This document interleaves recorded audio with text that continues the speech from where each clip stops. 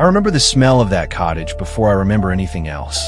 Cold air, stale coffee, and something underneath it that I couldn't name. The particular stillness of a room that has been left too quickly. I was part of the Westchester County investigative team that caught the initial call. It was a routine welfare check on the surface. A husband said his wife had taken a late train from Katina Station the night before. That was January 31st, 1982. She had never arrived. When we pushed open the front door of 62 Hoyt Street in South Salem, New York, at just past noon, the first thing I noticed was a coffee cup sitting on the kitchen counter. It was full. Nobody abandons a fresh cup of coffee in January unless they leave in a hurry, or unless they don't leave at all. The bed in the main room showed the impression of someone who had slept there, but there was no Kathleen. No note, no coat on the hook by the door, though the temperature outside was barely above freezing. Her husband, Robert Durst, heir to one of Manhattan's most powerful real estate dynasties, was composed when we spoke to him. Almost too composed. He told us they had argued briefly. He told us he had driven her to the station. He told us she had boarded the train and disappeared into the night, alive, well, and simply gone. I wrote his statement down. I noted his calm, and somewhere in the back of my mind, a quiet alarm began to ring. That alarm would not stop for 40 years. To understand what we were walking into, I had to go back further than January 1982. I had to understand who Kathleen McCormack was before she became a missing person report filed in a county log. Kathleen, Kathy to her family, Kate of friends who loved her, was not born into the world Robert Durst inhabited. She was the daughter of a working family. Smart, disciplined, quietly determined in the way that people are when they know that nothing will be handed to them. By the early 1980s, she was enrolled at the Albert Einstein College of Medicine in the Bronx, a woman building something real with her own hands. She had met Robert in 1971 when she was in her early 20s. He was eccentric, attentive, full of energy that she seemed to find compelling. Within 2 dates, she had followed him to Vermont. They opened a small health food store called All Good Things. For a brief window, the life looked simple. 2 young people, a wooden counter, the smell of grain and herbs. It looked like a beginning, and it was just not the beginning either of them had planned. I thought about that store often during the investigation, a place called All Good Things. The cruelty of that name, looking back, is almost too much to hold, because nothing that followed was good, and almost nothing was what it appeared to be. The shift didn't happen all at once. That's what I learned over years of working cases like this one. Abuse rarely announces itself. It moves in the way water moves, finding the cracks, widening them slowly, until the whole structure is compromised from the inside.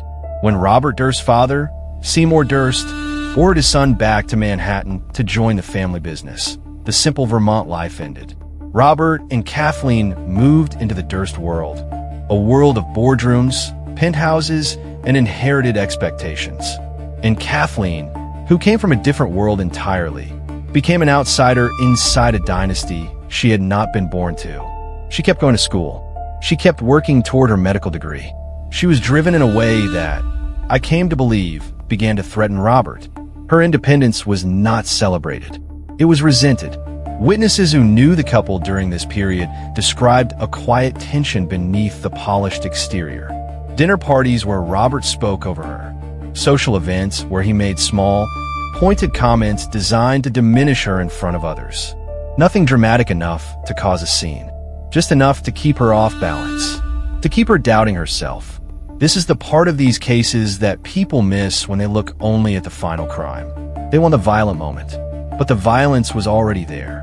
It was just slower, and it wore a face that looked, to people on the outside, perfectly normal.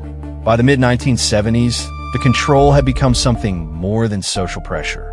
I learned this not from Robert Durst. He gave us very little, but from Kathleen's own words, preserved in documents that would surface only after she was gone. Friends later described what they had witnessed. Not rumors, not secondhand impressions. Specific incidents recalled with the kind of detail that only comes from things that genuinely disturb you. Robert monitored Kathleen's movements. He questioned where she had been and who she had spoken to. When she came home later than he expected, There were consequences.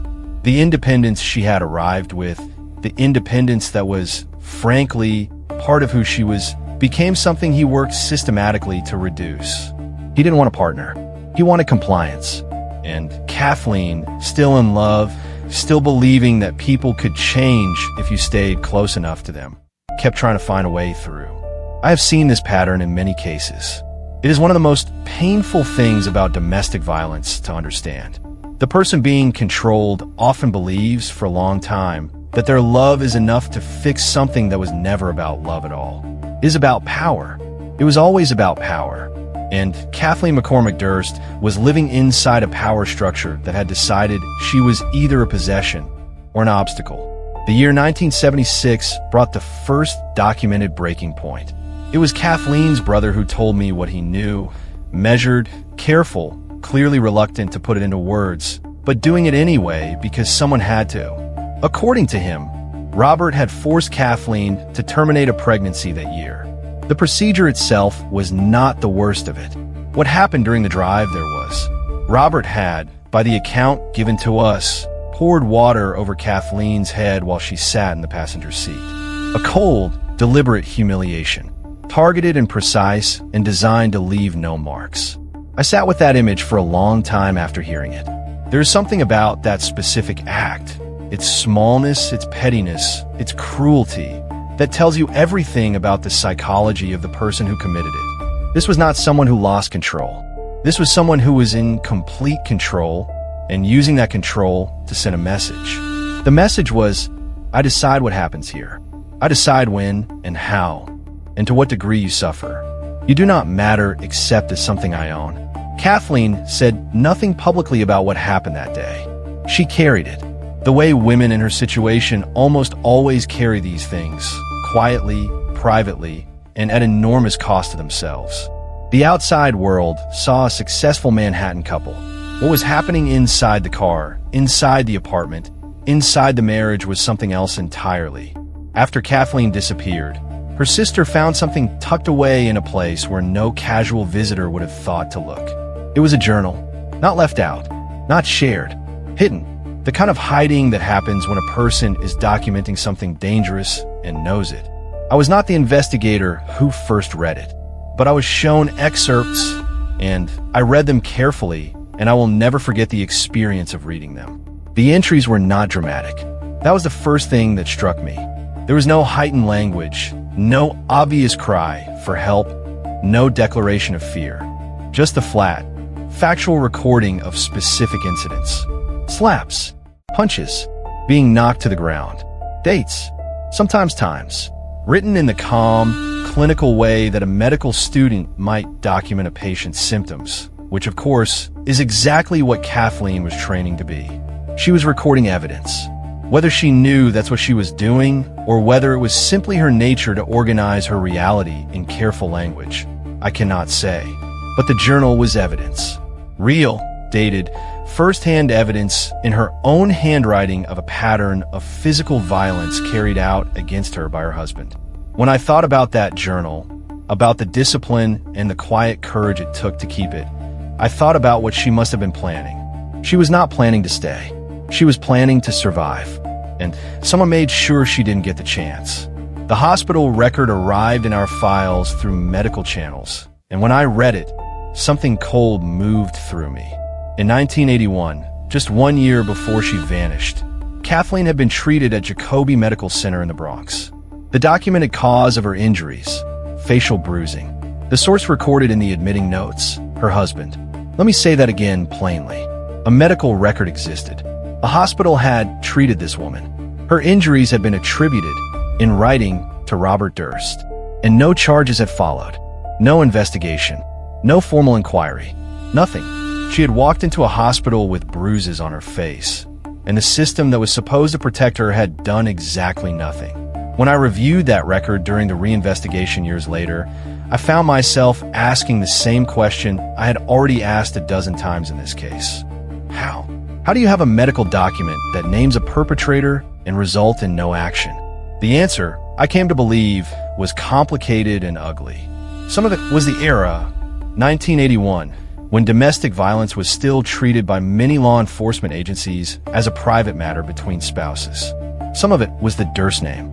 The family's influence over Manhattan real estate, over civic circles, over the quiet machinery of institutional power was not nothing. And a woman with bruises, no matter how real, was less visible in that system than a man with a name like Durst. By late 1981, Kathleen was done. Whatever private hope she had carried, that things would improve, that Robert would change, that the marriage could be salvaged, had been extinguished. She had begun preparing to leave.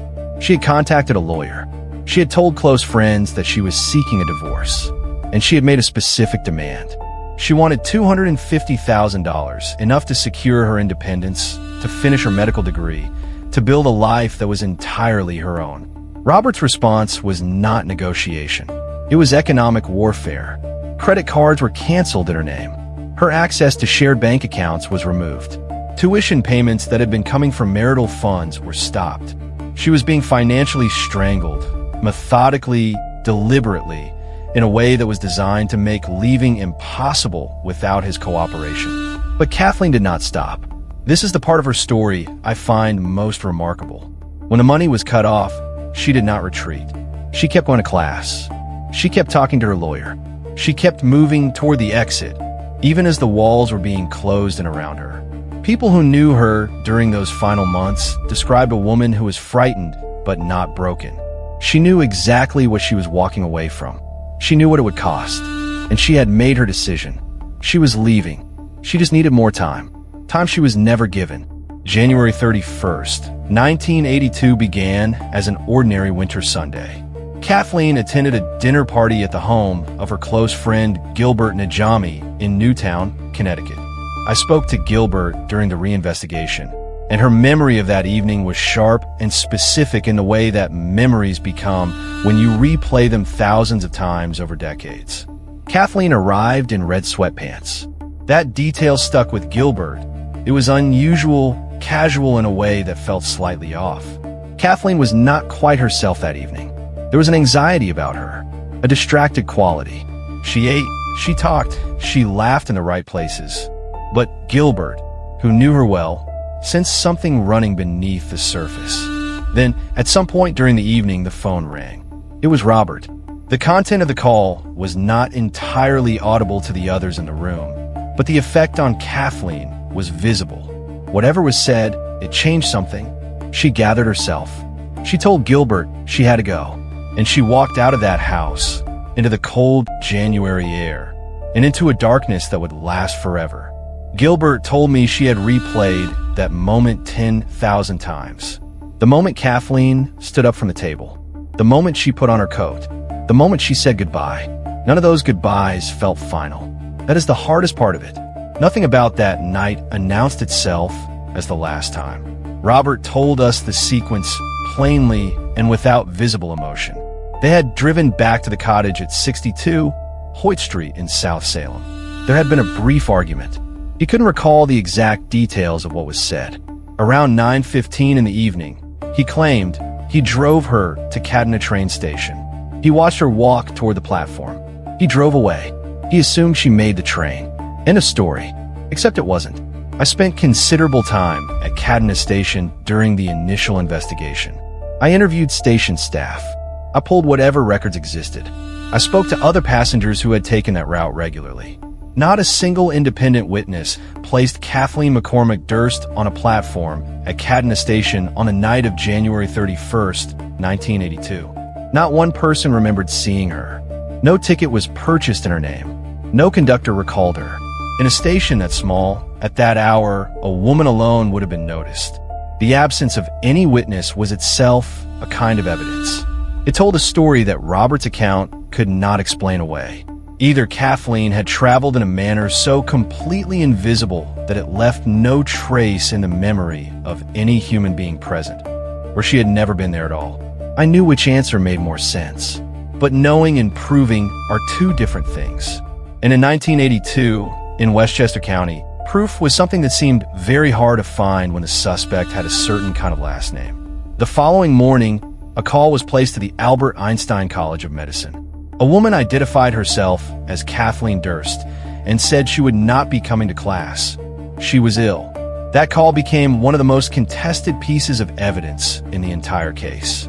On its face, it seemed to confirm that Kathleen was alive on the morning of February 1st. But when we dug into it during later investigations, the certainty it appeared to offer began to dissolve. Faculty and staff who had spoken with Kathleen regularly were not entirely convinced the voice was hers. The call was brief. The identification was verbal. No confirmation, no context, no follow-up. A determined person who knew enough about Kathleen's schedule and enrollment could have placed that call.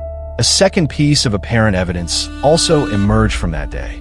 A doorman at the Durst couple's Riverside Drive apartment in Manhattan believed he had seen Kathleen entering the building, but from behind. He could not see her face. He identified her by her coat, possibly by her build. Years later, under renewed questioning, his certainty about even those details had softened considerably. This is the nature of memory and suggestion in high-profile cases. People want to be helpful. They fill gaps with inference. And in a case like this one, where a powerful man was offering a tidy narrative, those small helpful confirmations were very easy for investigators to accept and very easy for the truth to hide behind. In 2015, 33 years after the night Kathleen disappeared, Robert Durst sat down for a documentary interview and, almost in passing, admitted something that reordered everything. He acknowledged that the payphone call had never happened. For over 3 decades, his account had included a specific detail. After dropping Kathleen at the station, he had stopped at a payphone and called her at their Manhattan apartment to confirm she had arrived safely. He had spoken to her. She was fine. That call was part of the bedrock of his story. And it was a lie. He admitted it on camera, with the same flat calm that had characterized every account he had ever given of that night. No apology. No explanation for why the lie had existed. Just a simple acknowledgement that the thing he had told police, told investigators, told Kathleen's family for decades had not been true. I was no longer actively working the case by then. But when I watched that footage, I felt something shift in my chest. Because the payphone call had always bothered me. There was no record of it. But absence of record is not the same as proof of absence. Payphones in 1982 kept no reliable logs. The lie, once admitted, revealed something critical. It told us that Robert Durst had been constructing his story from the beginning. And if that detail was constructed, what else was? The South Salem cottage should have been treated as a primary crime scene from the moment we entered it. Looking back now, with the clarity that decades and reinvestigation provide, the failures of those first hours are painful to catalog. We documented what we saw. We took photographs. We noted the untouched coffee, the slept-in bed, the general condition of the space. But we did not treat the property as the site of a violent crime. We treated it as the last known location of a woman who had, according to her husband, left voluntarily. That framing, voluntary departure, was established almost immediately. And once a framing is established, it shapes everything that follows. What we missed because of that framing mattered enormously. A cleaning woman who entered the cottage in the days following Kathleen's disappearance later reported noticing blood on the dishwasher. A wooden wall panel appeared to have been disturbed. Not dramatically, but enough to catch the eye of someone who cleaned that space regularly. These details were not hidden. They were simply not sought with the urgency that a homicide investigation would have brought to bear. Evidence degrades. Scenes are cleaned. Memories fade. Every day that passed without a full forensic examination of that cottage was a day that something potentially irreplaceable was lost. I have asked myself many times whether different decisions in those first hours might have changed the outcome. The honest answer is probably yes. The Durst organization was not a peripheral fact in this case. It was a gravitational force. By 1982, the organization controlled vast portions of Manhattan's commercial real estate landscape. The family name was connected to city officials, legal establishments, business networks, and civic institutions in ways that were difficult to map and nearly impossible to challenge. Kathleen's family, the McCormacks, believed this from early on. They were not conspiracy theorists. There were people watching as, one by one, the normal mechanisms of investigation seemed to slow and stall when they pointed too directly at Robert Durst. He was questioned, more than once, but never under the kind of sustained, adversarial pressure that a man without his resources would have faced. The case went cold, not with a bang, not with a formal declaration. It simply lost momentum, the way cases do when they lack the forward energy of sustained institutional will. Kathleen's family did not accept this quietly. They pushed. They made calls. They asked questions and demanded answers. But they were up against something larger than a single detective or a single department. They were up against a system in which power, real, structural, financial power, had long since learned how to protect itself. That protection did not require anyone to make corrupt decisions. It only required people to make comfortable ones. And in Kathleen's case, comfort was always on Robert's side. In 2017, something emerged from the original investigation that hit like a delayed detonation. Lead Detective Leonard Struck, the man who had run the initial inquiry into Kathleen's disappearance, admitted to having had sexual contact with a witness connected to the case during the course of the investigation. The disclosure was staggering, not just because of what it said about him personally, but because of what it meant structurally. A witness, during an active investigation, the person whose job it was to evaluate testimony objectively had been compromised by a relationship that shattered any possibility of neutrality. Every interview that witness gave had to be re-examined. Every lead that had been influenced by that witness's account had to be questioned. Every decision shaped by information that came through a compromised channel had to be reconsidered. The revelation did not solve the case, but it explained, at least partially, why certain paths had not been followed, why certain questions had not been asked with enough urgency, why certain contradictions had been allowed to sit unexamined. Kathleen's family had always believed that the investigation had been something less than thorough. This was evidence, documented and admitted, that they had been right. The woman who had needed the system to protect her had been let down not just by one powerful man, but by the very mechanism that existed to hold powerful men accountable. In 2000, the Westchester County District Attorney's Office made a decision that should have changed everything. Prosecutors announced they were reopening the investigation into Kathleen McCormack Durst's disappearance. After nearly 2 decades of dormancy, the case was alive again. New investigators, new technology, a new public willingness to scrutinize powerful men. Robert Durst's response was to run. He packed what he needed, left his life in New York, and traveled to Galveston, Texas, where he assumed a disguise so complete it seemed almost theatrical. He rented a room in a low-rent boarding house. He told neighbors his name was Dorothy Sina. He dressed as a woman. He presented himself as a mute, elderly lady who kept to herself. For months it worked, and then his neighbor, Morris Black, disappeared. Black's dismembered torso was found floating in Galveston Bay in September 2001, wrapped in trash bags weighted with rocks. Limbs were recovered nearby. When police searched Robert Durst's rented room, they found blood, a bow saw, and other items that placed him unmistakably at the center of what had happened. He had been hiding from a cold case investigation in New York. He had ended up in the middle of a new one. I thought when I heard this, that surely this time the walls would close. Surely a man who dismembered a neighbor and disposed of the pieces in a bay could not walk free. I was wrong. The 2003 Texas trial for the murder of Morris Black is one of the most studied and debated acquittals in American legal history. Robert Durst did not deny killing him. He admitted it openly. He claimed, however, that Black had come at him first, that a struggle had erupted, that a gun had gone off, and that Black's death had been an act of self-defense. The dismemberment, his attorney argued, was the panicked act of a frightened man trying to conceal an accidental death, not evidence of murder.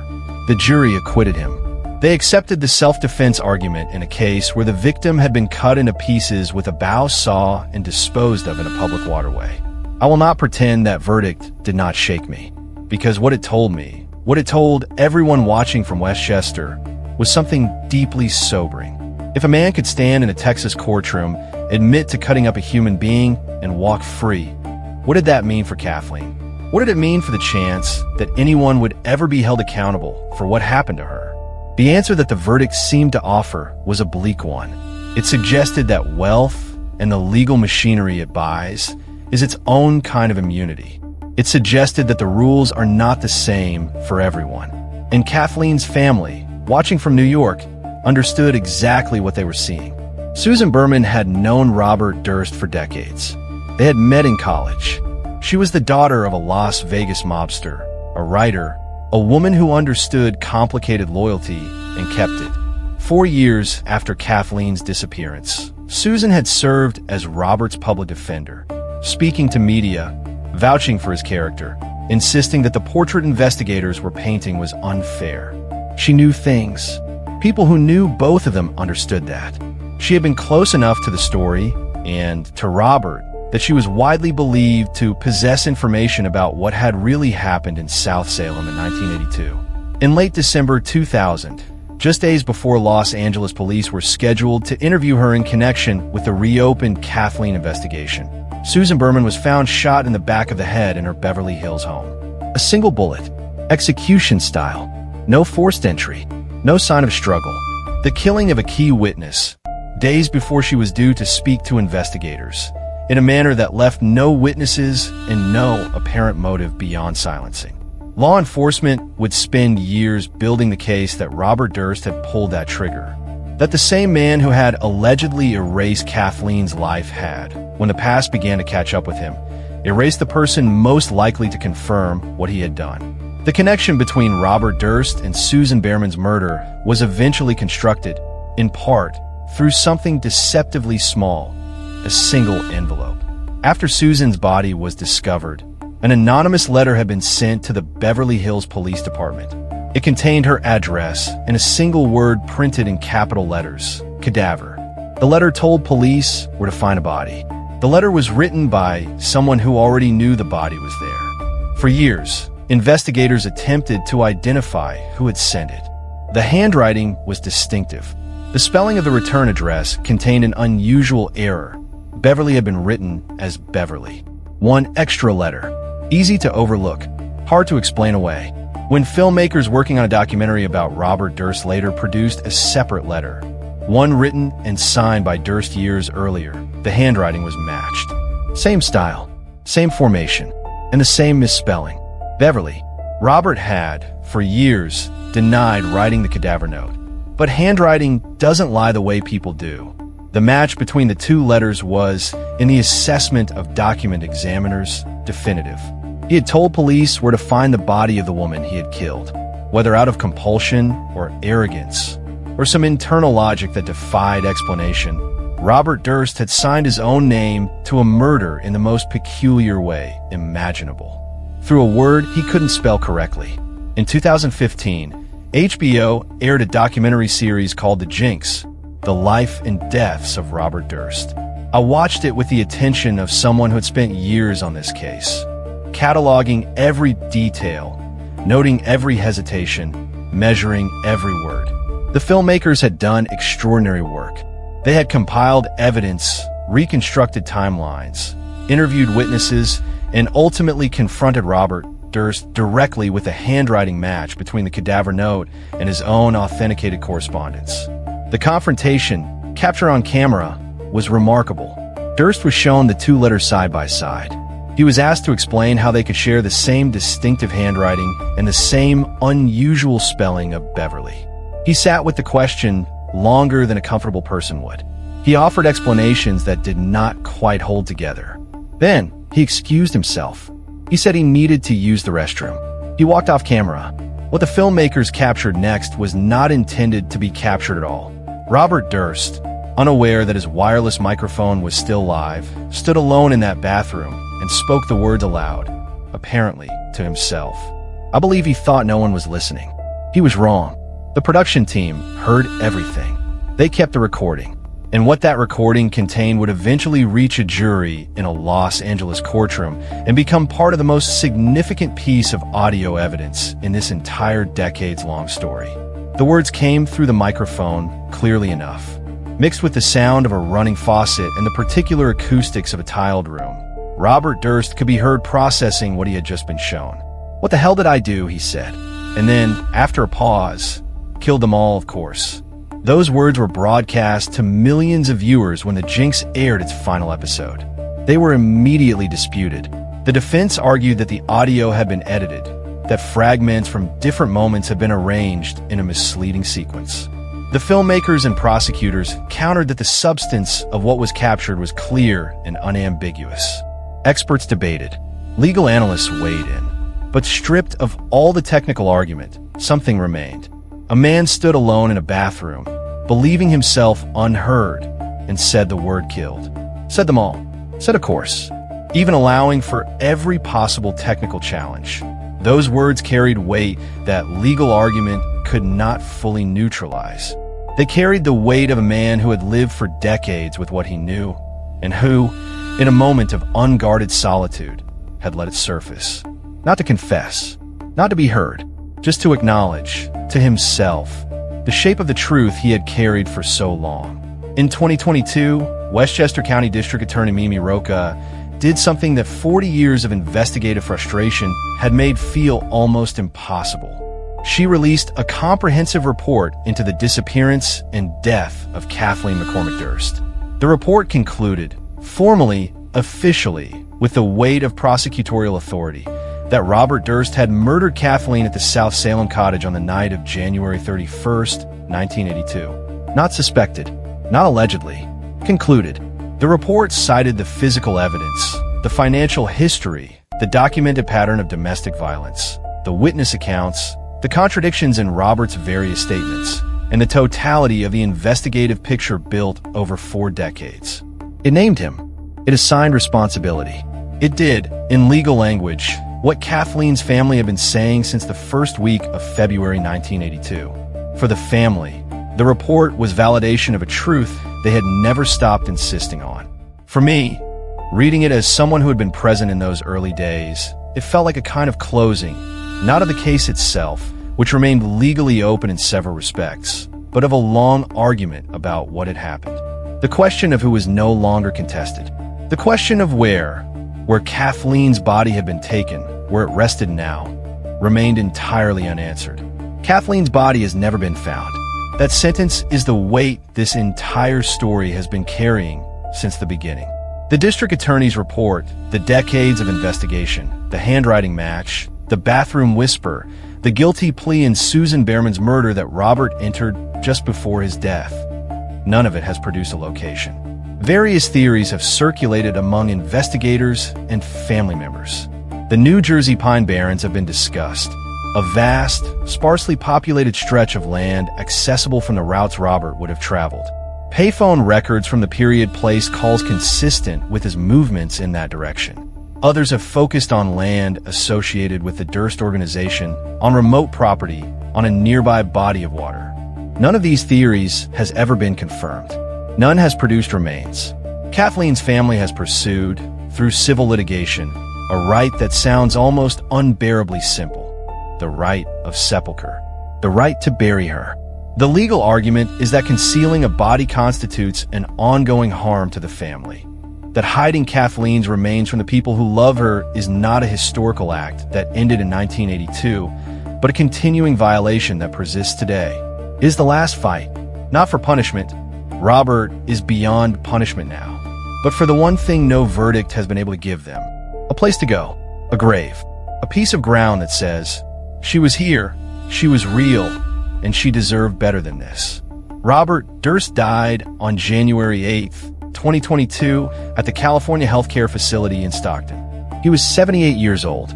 He had been convicted in November 2021 of the first-degree murder of Susan Berman, the friend and confidant whose execution-style killing in December 2000 had been designed, prosecutors argued, to permanently silence the one person most likely to expose what he had done to Kathleen. The verdict had been a long time coming, but it came too late to hold in full. Because Robert died, while his appeal of that conviction was still pending, legal doctrine required that the judgment be vacated. His record technically died with him clean. The law has mechanisms for many things. It does not have a mechanism that satisfies the specific grief of watching someone die, with the law's bookkeeping wiped clear while the woman he killed still has no grave. I sat with that reality for a long time. Justice, in this case, appeared in fragments. It appeared in the district attorney's report, which named him. It appeared in the jury's verdict, which convicted him. It appeared in the bathroom microphone, which caught him. But it never appeared whole. It never arrived in the form that Kathleen's family had been waiting for. A full accounting, a conviction that stood, a body returned to the people who loved her. The fragments are real. They matter. And they are not enough. Kathleen McCormack was 29 years old. She was 6 months away from completing her medical degree. She had a plan. She had a lawyer. She had a journal full of evidence and a determination to survive a marriage that had been trying to erase her for years. She was not naive. She was not passive. She was a woman doing everything right within a system that was failing her at every turn. And on the night of January 31st, 1982, the system ran out of time before she did. What this case leaves behind is not just the story of one woman and one brutal man. It is the story of how power functions when it is sufficiently concentrated, how institutions bend, not necessarily through corruption, but through comfort, around the people who can afford to protect themselves.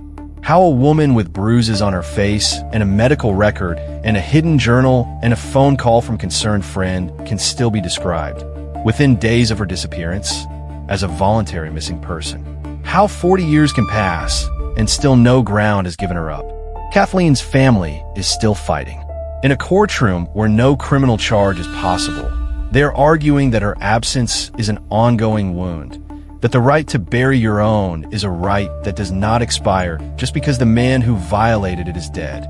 I believe they are right, and I believe that somewhere the ground knows what it holds. Somewhere there is an answer. It is the asking of the question, again, every day on her behalf, that keeps her from disappearing completely. Stay with us. Keep the stories alive. If Kathleen's story moved you, please like this video and leave your thoughts in the comments below. Every share puts this case in front of someone who may never have heard her name, and she deserves to be heard. Subscribe to True Crime Files Gist so you never miss a story about the people who were failed by the systems that should have protected them. We cover the cases that matter, not just the ones that were solved, but the ones still waiting for justice. Kathleen McCormack Durst waited long enough. The least we can do is keep telling her story.